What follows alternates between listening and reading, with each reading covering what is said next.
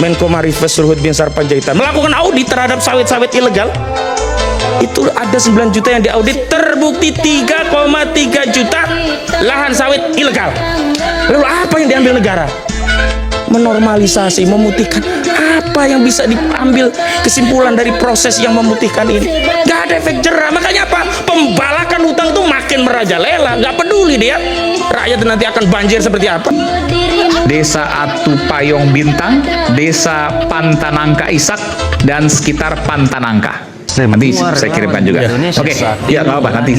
Saya berikan kesempatan pada Bang Hozin untuk menyampaikan. Silakan. Bismillahirrahmanirrahim. Kalau ada bencana, Mas Aiman, saya awali dengan membacakan surat di dalam surah Al-Quran, satu ayat saja. korban bencana. A'udzubillahi minasyaitonirrajim. Ya nggak tahu, tanya. Dhaharal fasadu bil fari wal bahri bima kasabat aydin nasi liyudhiqahu ba'dal ladzi 'amilu la'allahum yarji'un.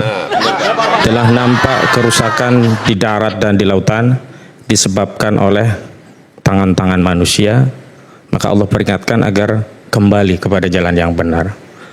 Bung Aiman, hari ini kita hanya berbicara tentang dampak dari bencana alam dan bagaimana melakukan restorasi, recovery terhadap korban, termasuk juga fasilitas fisik yang ada, dan bagaimana berpikir bagaimana mereka bisa pulih seperti sedia kala, meskipun terminologi sedia kala itu rasanya sulit. Tentu ada luka yang tidak mungkin bisa diobati, ada jiwa yang hilang yang tidak mungkin dikembalikan, ada harta yang mereka usahakan berpuluh-puluh tahun itu hilang dalam sekejap. Namun setidaknya ketika negara, setidaknya para pejabat membangun narasi yang dengan narasi itu setidaknya ada kehadiran negara bersama rakyat saat bencana ini berada, itu membuat keteduhan terhadap diri mereka. Terlepas bencana itu belum selesai, tetapi batin mereka merasa ada pemimpin bersama kami, dan itu cukup untuk mengkompensasi derita kami, sehingga setidak-tidaknya batin kami telah keluar dari masalah ini. Ada orang yang membersamai kami. Saya ingin ingatkan kepada para pejabat semuanya, tidak satu-satu, tapi semuanya, ada 2 fungsi pemimpin yang paling penting, dan ini harus hadir dalam setiap keadaan, termasuk ketika rakyat menghadapi bencana. Yakni fungsi pejabat yang paling utama itu dia harus menjadi ra'in terhadap ra'iyah. Ra'iyah itu rakyat. Rakyat itu serapan dari bahasa Arab, orang yang diurusi. Maka jika Anda sudah niat kampanye politik ingin menjadi pemimpin, siap menjadi ra'in, ngurusi rakyat, menjadi pelayan rakyat. Yang kedua, ada terminologi yang menarik yang diajarkan oleh Nabi kita. Selain sebagai seorang pelayan, ro'in bagi ro'iyah, bagi rakyat, seorang pemimpinnya harus punya sikap sebagai apa? Junnah, menjadi tameng, pasang badan. Pemimpin yang benar itu dia tidak akan kenyang sebelum rakyatnya kenyang. Dia tidak akan merasakan kelaparan sebelum dia tahu bahwa rakyatnya sudah kenyang semua. Jadi tidak sekedar bernarasi tentang empati, tapi dalam praktik keseharian, kebijakan itu jauh. Mbak Ciki tadi itu sebenarnya mengkonfirmasi semua yang disampaikan oleh pejabat ternyata tidak jujur. Bukan bicara soal ada kemampuan, tetapi faktanya kemampuan itu tidak terukur, tidak terrealisasi, belum sampai dirasakan rakyat. Rakyat masih menunggu, bahkan menagih, bahkan menuntut. Lalu kita lupa terhadap akar masalah. Selama ini kan narasi yang selalu kita bangun ini bencana ekologis. Bencana disebabkan cuaca ekstrim, hujan yang luar biasa. Tapi kita lupa ini ada bencana politik yang menyebabkan bencana ekologis. Gak ada yang bisa membantah semua ini bencana ini terjadi karena apa? Karena deforestasi, pembalakan hutan yang ugal-ugalan, yang menyebabkan air dari langit yang dinarasikan sebagai rezeki, yang bisa menghidupkan tanaman-tanaman, yang itu bisa memberikan manfaat kepada manusia. Air yang dinarasikan rezeki itu tadi melimpah menjadi bala dan petaka. Kenapa? Fungsi hutan yang harusnya menjadi cawan penampung air yang kemudian didistribusikan sebagai rezeki ini dibabat. Lalu air tadi yang tadinya harusnya rezeki, sebagaimana tamsil malaikat pembagi rezeki itu kan pembagi hujan. Artinya hujan itu harusnya jadi rezeki sepanjang tidak ada ulah tangan manusia tadi yang merusak. Dan akar masalahnya apa? Deforestasi. Deforestasi apa? Lahan sawit, industri kayu, oligarki sawit. Kita sibuk ya memikirkan dampaknya, tapi penyebabnya nggak pernah kita urusi. Saya mau tegaskan, tidak ada industri sawit di negeri kita itu yang dibangun di atas pembebasan kebun-kebun rakyat. Beberapa sajalah pakai plasma. Mayoritasnya adalah apa? Mengambil lahan hutan kita untuk dikonversi menjadi sawit. Saya ingin rujuk data. Pada saat Menko Marifes Luhut Binsar Panjaitan melakukan audit terhadap sawit-sawit ilegal, itu ada 9 juta yang diaudit, terbukti 3,3 juta lahan sawit ilegal. Lalu apa yang diambil negara? Menormalisasi, memutihkan. Apa yang bisa diambil kesimpulan dari proses yang memutihkan ini? Gak ada efek jerah. Makanya apa? Pembalakan hutang itu makin merajalela. Gak peduli dia rakyat nanti akan banjir seperti apa. Kenapa hari ini kita hanya mengarahkan kepada rakyat kecil yang misalnya tidak belajar tentang bagaimana memperlakukan lingkungan dengan baik. Sekolah-sekolah dipersalahkan sekarang tidak mengajari anak bagaimana memperlakukan hutan. Tapi oligarki kayu, oligarki sawit ini tidak pernah dihukum oleh negara. Tidak pernah dihukum oleh negara. Ya 3,3 juta, bagaimana? Sudah disimpulkan itu ilegal, tapi malah diputihkan. Dan itu baru itu perusahaan-perusahaan besar. Ya, besar. Semua juga udah tahu pemainnya. Nggak saya sepil di sini. Dan saya mau katakan Dari ilegal dilegalkan. itu baru dari modus apa? Izin konsesi, misalnya ya 100.000 hektar yang dibuka, yang dikerjakan 250.000 hektar. Artinya aja ada perluasan yang membabat hutan di luar luasan wilayah konsesi. Itu ketemu 3,3 juta hektar. Di luar itu ada yang masih benar-benar ilegal yang sampai hari ini belum disentuh. Sampai hari ini Belum sentuh. Lalu saya mau boleh bicara sebutkan daerah mana itu? Provinsi mana misalnya? ya, seluruh Indonesia, itu kan seluruh Indonesia. Di Sumatera kita bisa lah oligarki sawit, cek aja di Google, gampang kok sekarang. Nggak susah nyari penjahat di Republik ini. Tetapi apakah negara benar-benar bisa hadir membersamai rakyat? Saya tersentuh dengan apa yang disampaikan oleh Mualim. Kita nggak bisa berharap lagi selain kepada Allah. Kalau berharap pada manusia, kecewa. Itu tamparan keras pada pemerintah itu sebenarnya. Apa yang disampaikan beliau-beliau ini nonsen. Karena apa? Statement dari Aceh itu mengkonfirmasi nggak ada yang bisa diharapkan. Walaupun saya ingin tegaskan ya, mungkin ungkapan yang saya sampaikan ada beberapa yang hiperbola ya. Mohon maaf. Karena ini memang fungsi dari rakyat itu seperti ini. Jangan harapkan rakyat itu fungsinya seperti buzzer, ada yang benar dipuji-puji. Enggak, rakyat itu dalam konteks akidah Islam, dakwah amar ma'ruf nahi munkar hanya 2. Kalau kerja kekuasaan benar kita diemin, dah cukup itu poin. Kalau didiemin, misalnya contoh, kalau Ahmad Kozudin nggak bicara tentang kebijakan, berarti benar. Udah nggak perlu minta ya puja-puji dari saya misalnya begitu. Yang kedua, kalau keliru memang harus bersuara.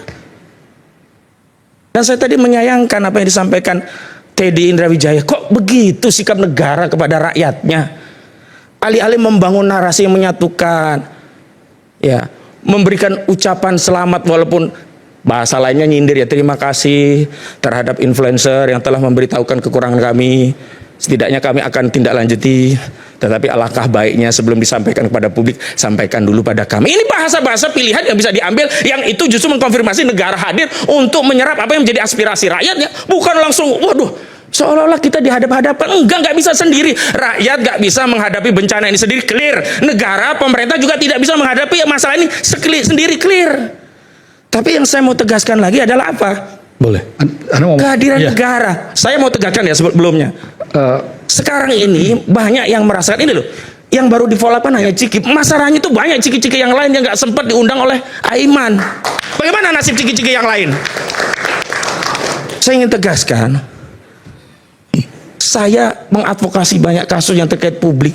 Itu seolah-olah hari ini rakyat itu merasa yatim piatu. Ada negara mereka merasa nggak ada yang ngayomi. Seolah-olah negara itu isnim hanya nama saja, tetapi kehadiran mereka itu saat apa? Saat mereka mengambil pajak lah, disitulah negara hadir. Ketika rakyat membutuhkan apa yang menjadi kewajiban dan tanggung jawab negara, negara pencitraan. Saya mau tegaskan begini ya, tugas dan wewenang itu bisa didelegasikan, tetapi tanggung jawab melekat. Tidak bisa tanggung jawab itu didelegasikan ke anak buah. Itu pula yang menyebabkan Khalifah Umar bin Al-Khattab keliling malam-malam mencari masihkah ada rakyatku yang kelaparan. Padahal laporannya bagus semua. Yang laporan itu para sahabat senior. Nggak mungkin ABS seperti pemimpin-pemimpin hari ini. Tetapi kenapa? Karena Umar sebagai Khalifah Amirul Mukminin sadar tugas dan wewenang bisa dia delegasikan, tapi tanggung jawab melekat. Di akhirat nanti akan ditanya, hei Amirul Mukminin, apa yang kau lakukan sehingga rakyatmu ada yang kelaparan? Itu ruh kepemimpinan ini nggak ada. Yang ada apa? Ingin manggul tapi disorot kamera, kemudian dipuja-puja, setelah itu di like, share, and comment, luar biasa Bapak, wah terima kasih bantuannya, habis itu foto, cekrek, foto, cekrek.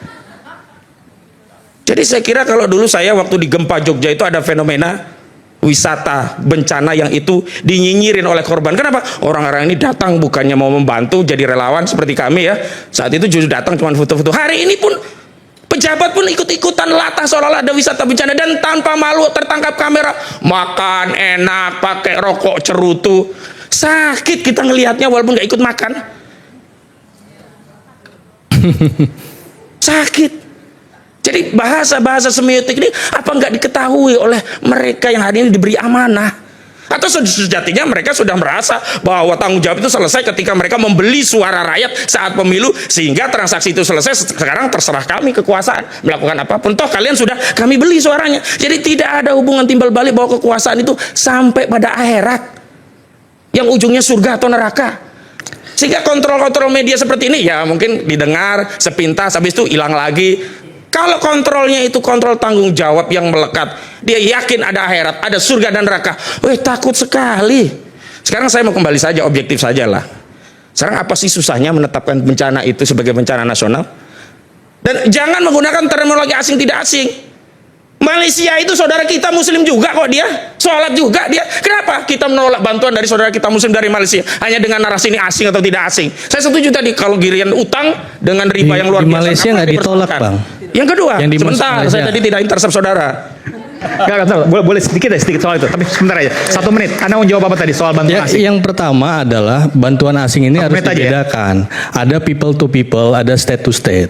Yang dimaknai ketika tadi state to state itu yang kata Pak Prabowo ini belum butuh. Yang kedua, ketika people to people, saya ambil contoh ketika bulan sabit merah yang kemudian ada di Uni Emirat Arab, itu membawa 50 ton beras, itu diterima dan menggunakan Muhammadiyah. Tapi negara Muhammadiyah digunakan untuk kemudian membagikannya. Yang kedua, ketika di yang Malaysia itu pun diterima, Pak Mualim menerima langsung. Nah, artinya saya mau bilang bahwa ketika kita bicara soal kemanusiaan, ini benar-benar kemanusiaan. Sekarang begini, deskripsi butuh atau tidak butuh itu siapa yang paling sahih? Rakyat yang menjadi korban atau negara?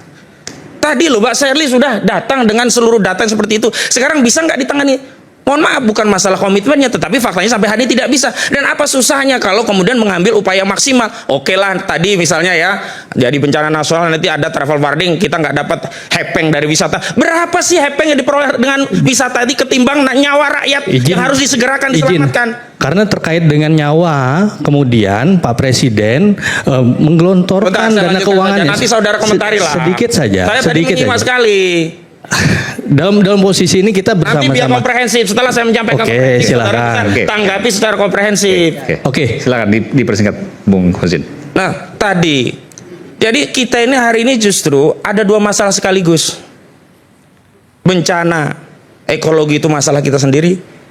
Bencana kepemimpinan yang tidak gesit, tidak amanah, tidak maksimal, yang kemudian tadi di depan kita itu kan tanpa malu sebut Golkar, sebut Gerindra. Kalau sudah jadi pemimpin ya satu kesatuan, nggak ada partai ini partai itu.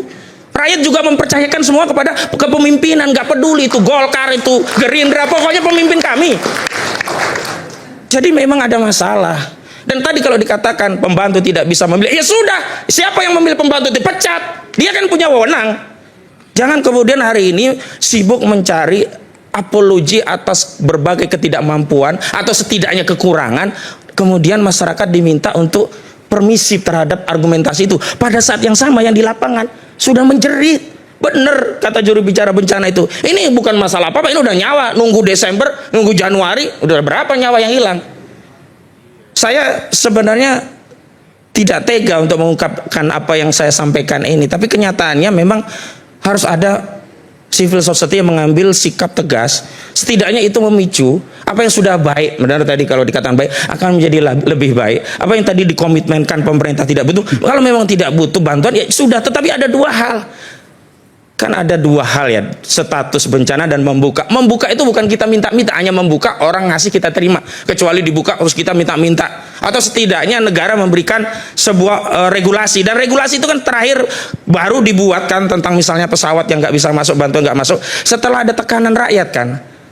Jadi ketika ada kritik rakyat, itulah cara rakyat menyayangi pemerintah dengan memberikan koordinasi. Dan ini nggak mungkin muncul dari DPR. DPR mah udah angka ikut sekarang. Ketok palu, setuju sampai ada lagunya. Wakil rakyat hanya paduan suara, gitu aja. Jadi saya kira ketika ada momentum dari rakyat muncul kritik-kritik yang sifatnya konstruktif, tentu dengan cara yang macam-macam. Mungkin seperti saya ini, emang cara saya seperti ini, tapi ambil substansinya saya. Dan inilah cara saya menyayangi pemerintah agar tidak terjerumus makin jauh dan membuat rakyat menjadi korban makin banyak. Begitu. Oke.